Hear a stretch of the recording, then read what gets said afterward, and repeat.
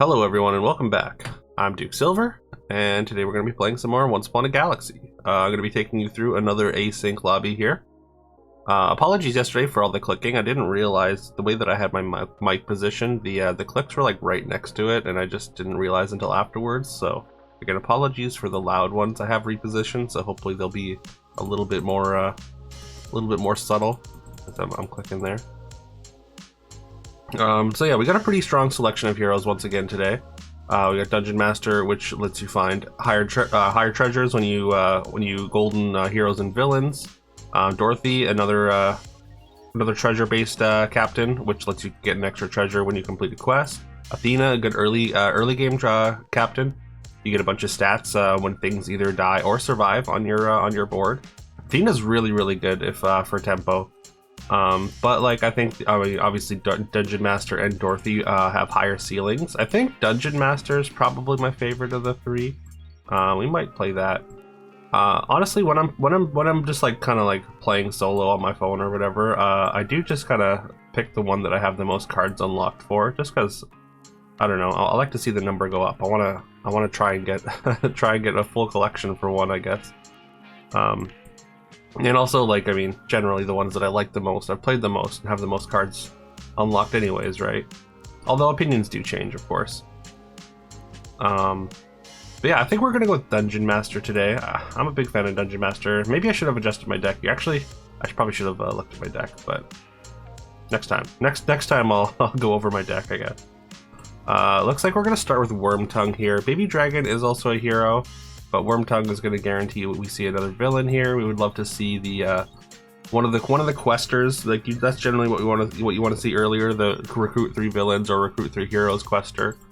Flying Monkey and Despicable Smee. I mean, Flying Monkey's really good for winning early fights, but Despicable Smee. I mean, you get so much value from Smee on turn 1. Hey, there's that evil stepmother that I wanted. So that's another villain. Unfortunately, we don't get any villains here. We are going to take Aladdin, which is a pirate and a hero. And also, you get a level 2 treasure just for silvering it. So, Aladdin's pretty good.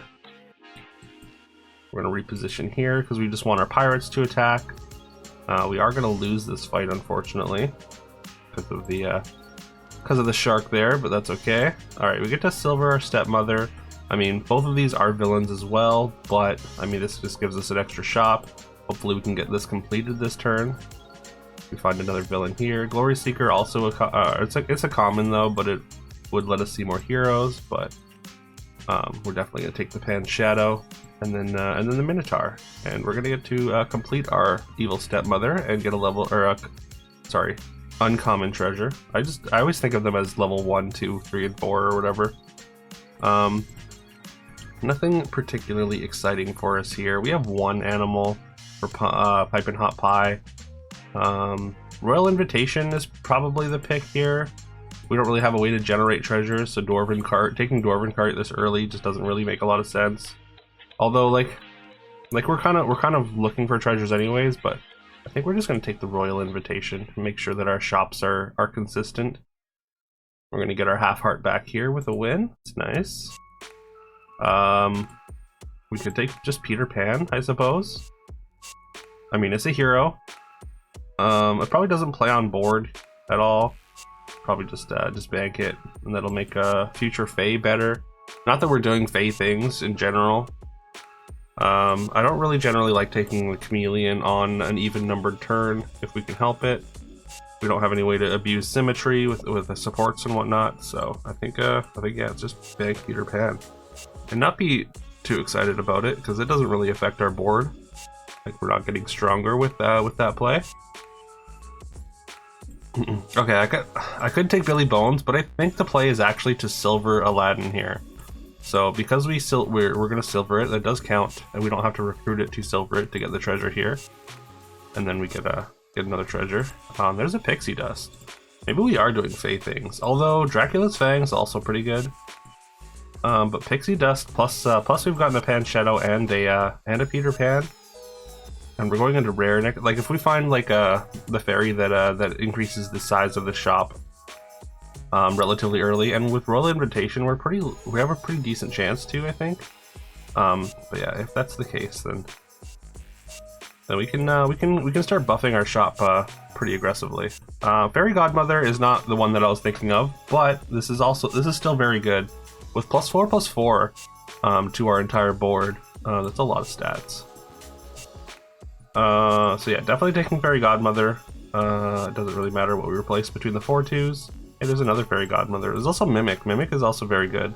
There's also TLK, which I'm very tempted to just TLK the Fairy Godmother here.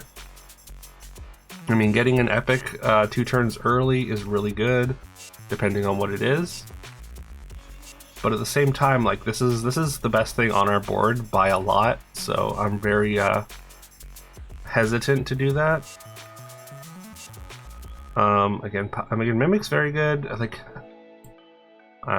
I'm probably just silvering the Godmother and praying for a gold this turn, because increasing that buff further would be very good. Hey, there's that Sugar Plum Fairy. This is the fairy I was talking about.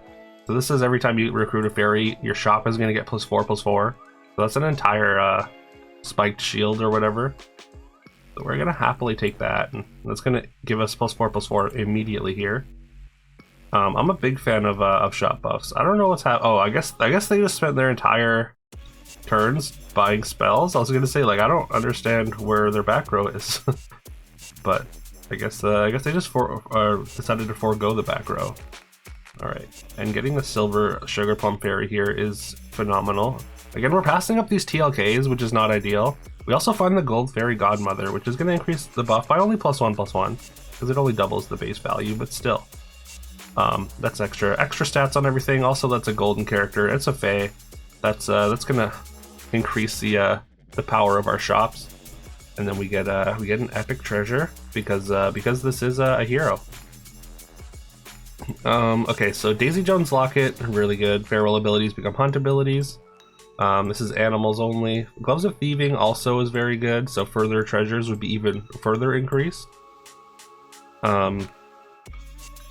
I think it's probably Gloves of Thieving, especially because we are Dungeon Master, so anything we get, we're just going to be able to see up to 2 tiers higher than what you would normally get. At least 1 treasure. Definitely Slash here. This would have been super good with Davy Jones Locket, but still very good here. It's going to keep increasing the size of our shop. 7/3 every time this thing dies, plus 4/4 when we recruit it. It's going to make any like over the rainbows we find extremely valuable. We're going to happily take a Sun Flary here. Ninja in Training is obviously very good. 30 power sneak range is super good, but I just want to keep scaling my shop here, I think. Alright, and there's another Sunflare at 5850 already, and there's a counterpart to Slash. There's Dash the other side, but we're just gonna keep seeing shops and keep doing Fae things here. We're definitely replacing this Aladdin, but with what? Probably just the nameless one. It's a pirate. I mean, the baby bear is a hero, but this is just more valuable in general. If you want to put it up front here.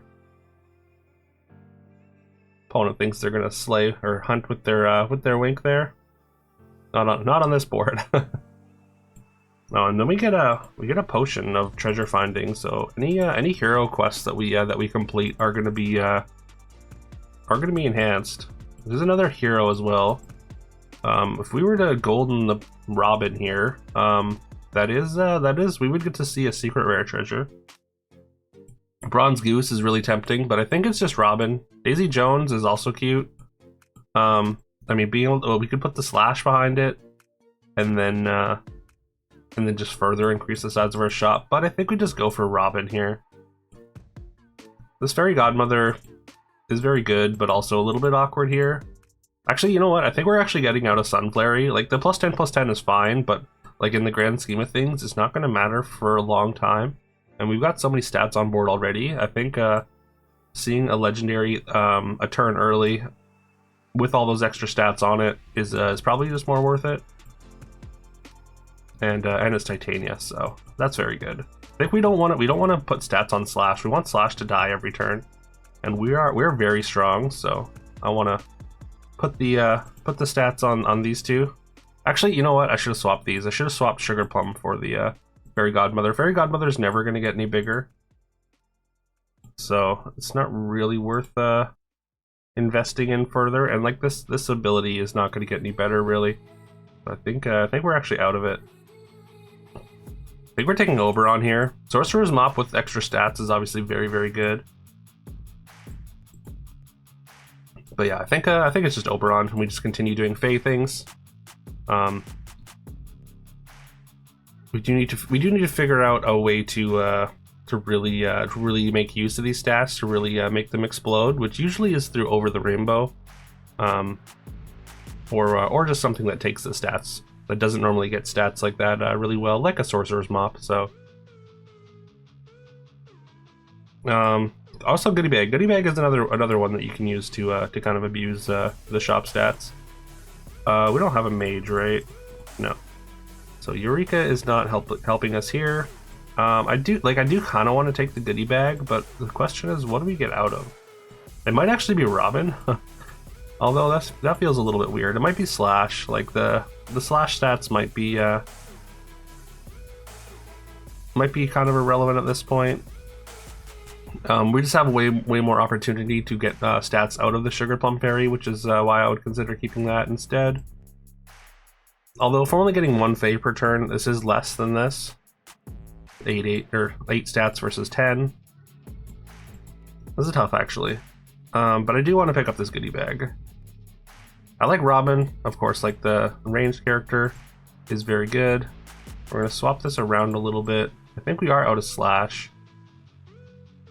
Although I'm not convinced that it's necessarily better, but I think Sugar Plum Fairy, if we can get 2 things in a turn, then I mean we've got a few different Fays. We got some silvers in the shop that we could potentially get, and yeah, you can see opponents are starting to find some stats. We were very strong early, but they have essentially caught up at this point. We still win this though, and we steal a Rainbow Bridge. Oh, you know what? I thought when I took Gloves of Thieving, I thought it was the you see higher level treasures, and I've just been living in that fiction for up until this point, until I just realized that we've been stealing treasures. I just didn't even question it. I was like, oh, we're getting treasures. That's normal, right? I'm sure there's a logical reason for that. I mean, we really need to get this Guinevere. I mean, Guinevere probably maybe plays over Robin. Range is really good. I don't really want to get rid of the Sugar Plum Fairy just yet, but also maybe I need to. Like, it's turn 10. It's probably time for it to go. Yeah, I think so actually. It's gonna get 23 here, so not quite gonna be enough. So we have to put it here, I guess. I think we want to keep enhancing the offense on the Robin. I think we can just put defense on Goodie Bag this turn, and then just have Goodie Bag or Guinevere also get the Oberon buff and go over 100 and get us our secret rare treasure, thanks to our hero power. This shop doesn't really do anything for us. I'm just gonna bank the epic character for treasure considerations. All right. What do we really want out of a secret rare here? Like, I mean, I would think World Shrub, and there's World Shrub. I mean, I guess BOGO coupon is pretty good, especially since we are, of course, Dungeon Master with 3 hearts. If we can just find another legendary hero treasure, that's gonna be another secret rare that we get to double up. So I think it's BOGO here.